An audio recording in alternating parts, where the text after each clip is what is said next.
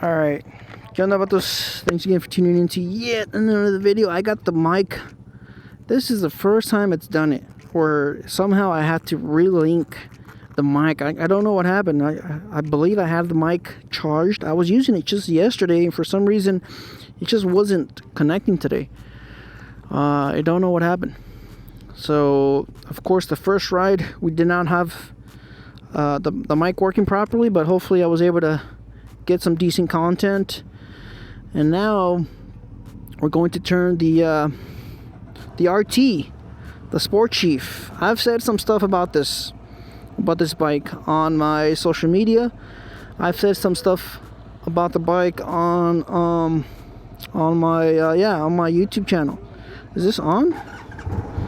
Is it? Why can't I not see the speedo? What's going on? So we turned it on. This is the Sport Chief. I don't know if I'm gonna run into the sign. I am dealing with some back issues, guys. I am dealing with some back issues. So let's go ahead, hit OK, and we are in. Hopefully we're on standard. Oh no, we're in sport mode. Oh no. How do I want to go neutral. Standard mode. We gotta give this a try. So this is the Sport Chief. The Sport Chief RT. I guess RT stands for. What does RT stand for? Rally track? I don't think it's rally track. Racing? Oh, racing touring. Maybe that's what it stands for. Wow, I am very leaned over the tank. I am over the tank right now currently with this riser bar setup. So it's a neat color. It's like a denim. I'm not sure what this color is called. So I like the Sport Chief. All right, I like the Sport Chief. I like I test rode this bike last year and I loved it. All right, it's not I wasn't talking smack about the Sport Chief at all. It's just the saddlebags look horrendous on this bike. I mean, I like that they've added a little speaker system here. It's not that great, but it is something, I guess. You know, these also feel like it's got forward controls. It feels like it's got forward controls, but I don't know. Man, I am very and it's a weird triangle. I don't know, are these, man, I can't, I'm not sure, but it feels like my legs are a little extended. So this might be forward controls. I'm not digging being leaned over like this, mainly because my back, I'm currently on a leave and a couple back patches, solo pass or something like that. So I don't know. We'll see if my back can keep on handling. But the Chieftain was so smooth, guys. It's a fantastic bike, the Power Plus. But now we're on the Chieftain RT. I'm not sure what the MSRP on this is. It's $22,500 with the sunset red smoke, which is like the denim. This one's $22,900, which is pretty good. I mean, if you compare it to, of course, the FX3, it is cheaper. I know the FX3 has an MSRP of like $23,000, but it's not the blacked out components like you do get with the Chieftain, with the Sport Chief RT. This one has the blacked out components. That's just like one of the details some of these content creators are missing when they're talking about the price and the price and they're comparing it to the Lowrider ST. The Lowrider ST comes standard with the chrome. It does not have blacked out components. So there's that. All right. If you want the blacked out components, I believe it's an extra. How much is it? Is it an extra $2,000? I can't remember off the top of my head. But it is significantly more expensive than the RT. Right, mind you, I believe it's worth the money because you do have that frame-mounted fairing and you have some decent saddlebags. you know, some you know, they look good. The flow of the design, everything really fits it. But the Chieftain RT, I'm not, you know, sold on the Saddlebags. I like the speakers, but the Saddlebags are really, you know, they're horrible. All right, they look like Amazon, eBay, cheap China, like universal Saddlebags. It's I don't know. It's just me. I think they could have done so much more for the Saddlebags. They had 3 years, to develop a real proper competitor for the Lowrider ST, and they came up with this. Who knows? Maybe that's still in the works. Maybe we might see a frame-mounted fairing on a Sport Chief, maybe in the future. But as of right now, this being a competitor for the Lowrider ST, it's just not. All right, it's just not. But anyways, back onto the Sport Chief, the 116 Thunder Max. It's got a lot of stuff working for it. All right, it's got the ride mode, so you guys can see I'm still riding it on standard. I'm not digging the overall triangle, the riding triangle that I currently have, but that may be because my back's really stiff. But I am, you know, stretched out quite a bit, and I'm 5'7", so that might be a little bit, you know, different based on your size and your height. But I don't know. I'm really accustomed having tall bars. On my Sportster, I have 17-inch bars. On my Lowrider S, I have 14-inch bars. So I'm really used to being upright. But I get that on the Sports Chief, you want to be kind of tucked in like this. I get it. You know, you gotta have a little bit of a sport feel to it. But I mean, having the forward controls, I don't know. I get it's a rally touring or race touring model, and you gotta have the forwards, I guess, to be just a bit more comfortable. But like I said, I'm 5'7", guys. I'm really kind of stretched out, and I would much rather have the mid controls. And I've been test riding this Sport Chief with the mid controls, and I really prefer that. All right, but I like that they've added the speaker system. It's not going to be that great, but it's tucked into the fairing. You don't really notice it. You don't really see it. I believe it's only like 90 watts, so it's not that much. But I don't know. I guess you'll have to, you know, consider the Saddlebags and the speaker system. I'm not entirely sure how much is the Sport Chief without the RT package. I'm not entirely sure. It should be around 19,000, right? It should be relatively close to the Lowrider S. Because if it is, I really don't think the extra $3,000 for the speaker and the Saddlebags is worth the RT, in my opinion. I mean, I'm just calling it as I see it. All right, this audio system and the Saddlebags is not worth an additional $3,000 over the base model. I don't know how much is the base model. I don't know, but if it's 19,000, then, you know, 22,000 is not worth it. If it's, let's say, if it's oh, this clutch is really out there. If it's only like an extra 2,000, or no, sorry, if it's only like an extra 1,000, I don't know. Like I said, you guys gonna have to decide. I don't even think it's worth 1,000 over the Sport Chief with the Saddlebags and the speaker system. I think the speaker system does have some value, all right, but like I would rather just get rid of the audio system and the Saddlebags if I could save. Even if I could save, I don't know, maybe $600. I'll consider getting the package, but eventually I'm gonna get rid of those Saddlebags. I've owned a lot of Saddlebags. I'll get rid of the Saddlebags. That would be the first thing I would get rid of on the RT. But anyways, guys, like I said last year, all right, the Sport Chief, I really digged their quarter fairing, their new quarter fairing. I believe last year this was a bit taller. I don't know. We'll see how it handles on the highway, because last year I believe it had a different. I believe it had a flare to the windshield, if I remember correctly.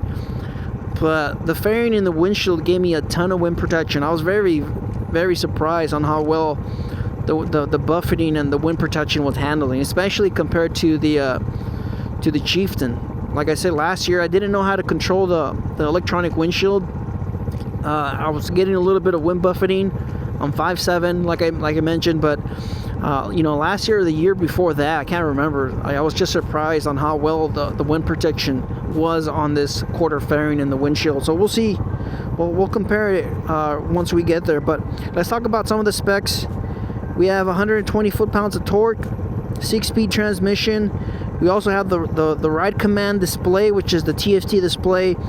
You have the 3 riding modes, and that's been pretty much standard ever since the Chief you know, lineup was released.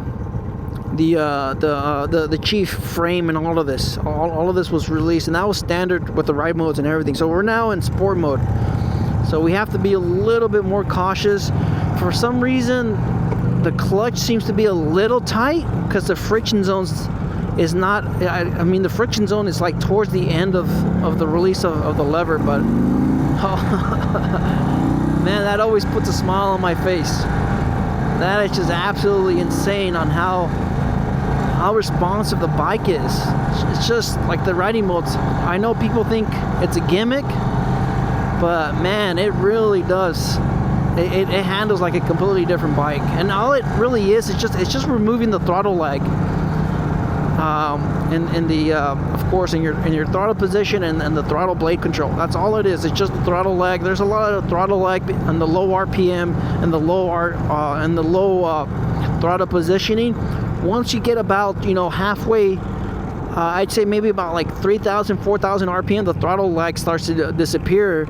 But having the riding modes, of course, that changes everything, because this is a throttle by wire. It's not, there's no cables here. All right, this is all a sensor. Like I said, throttle by wire. So on to some of the other features. It's got a 4-gallon tank. Oh, and the saddlebags. The new saddlebags offer 10 gallons of storage. Yeah, here it is, 90 watt, you know, Bluetooth, smartphone compatible input. So I'm pretty sure it's Bluetooth, like the what's it called? The Rockford Fosgate, the Lowrider ST. Of course, the Lowrider ST has 5.25 inch speakers. They're significantly larger. I'm not sure about the wattage. I can't remember off the top of my head, but I know the Plex audio has more power for the same price point. But you know, like I mentioned, having 90 watts and then having the speaker behind your risers, I just don't think you'll hear them, because I've had the MTX, the Kuryakyn MTX Road Thunder, and that was almost in my face with the 17-inch bars, and I was barely able to hear those. And I believe they're like almost the same, like the speaker size and everything. I believe the MTX has 4 speakers, I believe. This one has 2 mini little, I think they're 3-inch speakers, and then they have the little tweeters. I believe they're 1-inch. But you know, getting back on point with the Sport Chief, like I said, it's a great package. I like that they brought in a little bit more of a sport package to the Chief with the inverter forks, and then of course the 117 and the ride modes, and you know, just everything. I like the TFT display as well. The TFT display, you know, you got some features that you don't get on the Harley-Davidson. That's another thing that, you know, people fail to mention when they're comparing the Sport Chief to the Harley-Davidson, to the Lowrider S. You don't have a TFT display on the Lowrider S. You do on the Sport Chief. You don't, like I said, there was another thing that I was mentioning earlier. Oh yeah, the blacked out components.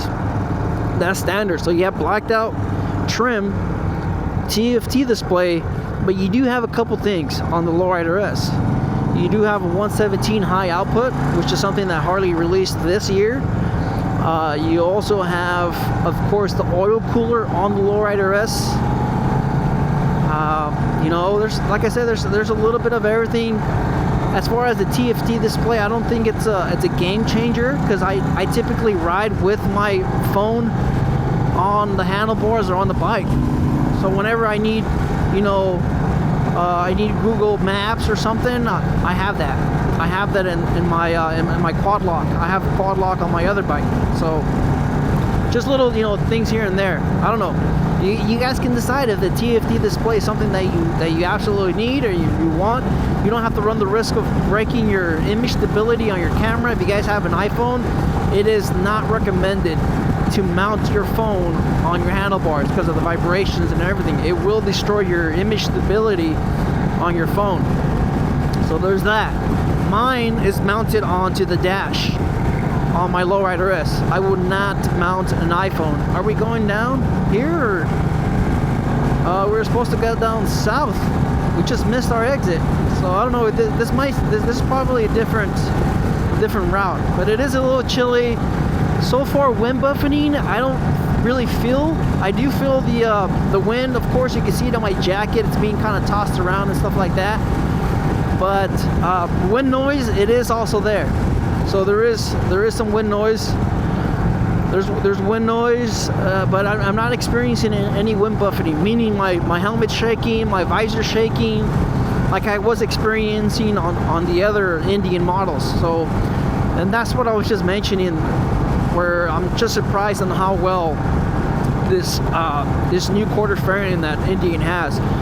I believe the last year it had a little bit of a flare to it, and it was eliminating a lot of the wind noise. So I don't know, if you have a Sport Chief, I recommend getting the windshield flare. All right, so it's not that bad, but yet again, I'm only doing like 67 miles per hour, so I'm not going that fast. So everything with the Sport Chief is handling great. All right, this is, like I said, this is a straight competitor for the Lowrider S. I'm a huge fan of the Lowrider S. I like the inverted forks. I like the dual disc brakes. I like a lot of I mean, like I said, this thing has a lot of those things, those specs and those features. But like I mentioned, you just have the TFT display and you have the blacked out components, and that might be enough for you. You know, the blacked out components, maybe. You know, but I mean, the Harley-Davidson lineup has a ton of aftermarket support. And that's what I've always mentioned in my videos. If you're someone that doesn't plan on doing any mods or any, you know, aftermarket purchases or anything like that, because eventually I really believe everybody's going to want to do some aftermarket. I mean, the Indians, they have some support, but of course it's not the same as, it doesn't compare to Harley-Davidson at all. It's a fraction. It's a fraction. But getting back on to the Sport Chief, guys, these videos are not scripted. The video's not scripted, but my back, oh man, my back feels a little stiff right now. I'm leaning over the fuel tank. I'm gonna try to just get a little bit upright. I don't know, maybe I could put it in neutral. Found neutral so quickly. Man, my back. The seat's a little rigid. You know, it's a little rough. I'm not sure how many miles the bike has. I'm not sure if it's broken in. Typically, you know, depending on the bike, it's got 2,700 miles. It should be broken in. It's still a little firm, but like I mean, I don't think I would mind it. It's just my back is just killing me right now. But man, the bike feels great. It's nimble. It's responsive. The fork angle is the same as a Lowrider S. It's at 28 degrees, so it's really meant to be agile and to be very responsive. You know, you could throw around this bike easily, even though I'm not able to show you guys, because of course the Indian demo rides, they're all group. You can't really, you know, open it up and, you know, put it through its paces, and because we're in staggered formation. I can't be riding around like an idiot with these strangers. That's the one thing I don't understand with these group rides. You're riding with strangers, you don't know their habits or their tendencies, and you're riding around like an idiot. And I've seen some of these videos where people cause accidents. So I'm not going to be riding like that. All right. So getting back onto, of course, the TFT display. It's very bright. It's a cloudy day, but I never had a complaint about the digital display not being visible during a hot, you know, a bright sunny day. So it's neat. I like the TFT display. I'm not getting used to the forward controls, but I don't know if this is standard. You know, I know the Sport Chief has mids, but someone that's you know probably 6 foot or 5'11" or something like that, you might even welcome the forward controls, because they're not 100% forward. I don't know. I mean, my knees are not. My knee has a slight bend. Like I said, I'm 5'7", but maybe someone that's 5'11", 6 foot, they're gonna welcome the forward controls on this. They're gonna feel a little bit more, you know, a little bit more comfortable and not be so cramped like you might feel on the Lowrider S. I've seen a few videos where people have, of course, that have ridden the Lowrider S, that they've complained about feeling cramped, especially if you're, you know, 5'11", 5'10" plus.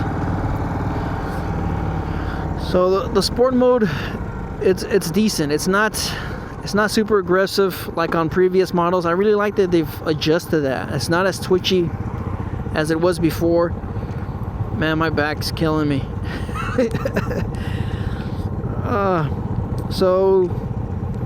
You know, the bike looks great, guys. I like the wheel design. I like the package.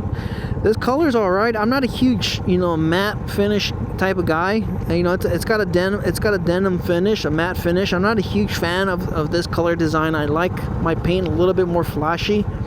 But I mean, there's people that like this. They like the matte finish. They like the black denim, the red denim.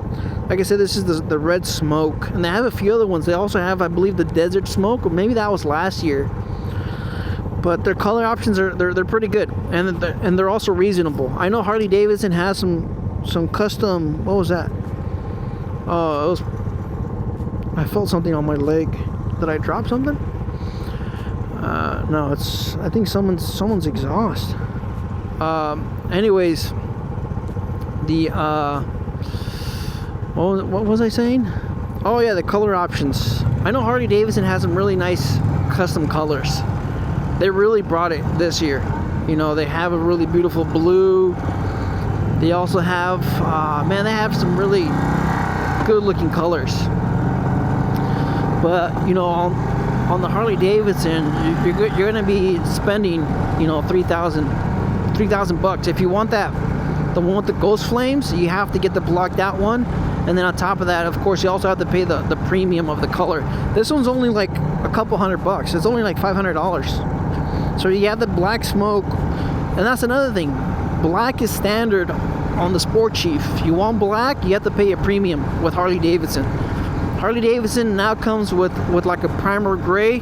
I think it's a decent color, but of course it's just gray. You know, I think they could add a little bit of shading to it and made it into the gunship color, but I don't know. It is what it is, guys. So if you want the black Lowrider S with the chrome trim, then you're gonna have to spend an additional, I believe, an additional $200. This one's black from factory. You know, you're not paying extra for black on the Indians. So there's that. But man, the bike handles great. All right. You know, I keep on comparing them to Harley-Davidson because, I mean, that's what I typically ride. And I've been doing a lot of the demo rides with Harley. It's just, you know, this is the direct competitor for that market, for air-cooled cruisers. You know, just these are also made here in the States. I believe the Harleys are assembled here in the States, but I think for the most part these might be more American than Harley-Davidson, because the Rev Max was shipped over to Thailand, you know, this last year or this year. All right, so you know, responsiveness, it takes off, guys. It absolutely takes off like a beast in sport mode, but so does the 117 high output. All right, they both have great power. It's just that the Harley-Davidson has a lot of potential, and my back, I think this might be my last ride, because I still have to ride back. Man, it's just I'm leaned over the fuel tank. I'm just really stretched out, and I'm having trouble. But where was I? Oh yeah, that's right. The 117 has a lot of potential. You have, you know, you have the 124, you have the 131, you have the 135, and then that's just Harley-Davidson. You also have S&S making kits. I believe there's somebody else making a kit. I remember seeing a 141 out there. I believe Moonshine Harley-Davidson had a 141. So as far as, you know, potential for performance, it's unlimited on the Harley-Davidson. You could do just about anything. And then on top of that, you also have Trask making turbochargers for it. You also have, there's somebody else. They also have a supercharger out there too. You guys saw Blockhead. Blockhead had a supercharger on a Milwaukee 8. So as far as performance and, you know, possibilities, Harley-Davidson is where it's at. But if you, like I said, if you plan on doing zero mods, then the Indian's great. All right, it's a great alternative. I mean, I'm not saying you can't do some of that other stuff, but you have to go to a specialty shop. I mean, I looked into it, guys. You have to go to a specialty shop. They have to do a little bit of machining in the bottom end and stuff like that, so they can fit a larger crank. And you know, just being able to do it yourself is completely, you know, I don't know. I mean, if you have the ability, then great. But for the most part, for stuff that I was able to do on my Lowrider S, I don't think it's the same. I was able to do it at home, DIY. And some people have the skill to do some of those mods, like the top end, the 130, the 128, and stuff like that. Some people are able to do that at home. But when it comes to machining and, you know, taking it to a specialty shop, you can't do that. So now we're going into the backside, which is pretty neat. But anyways, thanks for watching. Thanks for tuning in to yet another video. I don't know how I'm going to do right now. I'm gonna get up and we'll see what happens. We'll see what happens with my back. I want to get back on the Scout, the 101. I know it's a great bike. So we are going to park this sucker exactly where we got it from. Or no, I don't know. Let's see. Man, this really stretches out my back. Yeah, these low bars, they're just not helping me today. I might be done. This might be it. My back. And then I gotta turn my head too. Man, I think I'm gonna take a break. Alright. We are... Alright, he's gonna wanna... Where's he gonna park? He's gonna park there. I think we're okay here. So let's go ahead and turn this off. Find neutral. Found neutral, put the kickstand down. There we go. Let's go ahead and shut that off.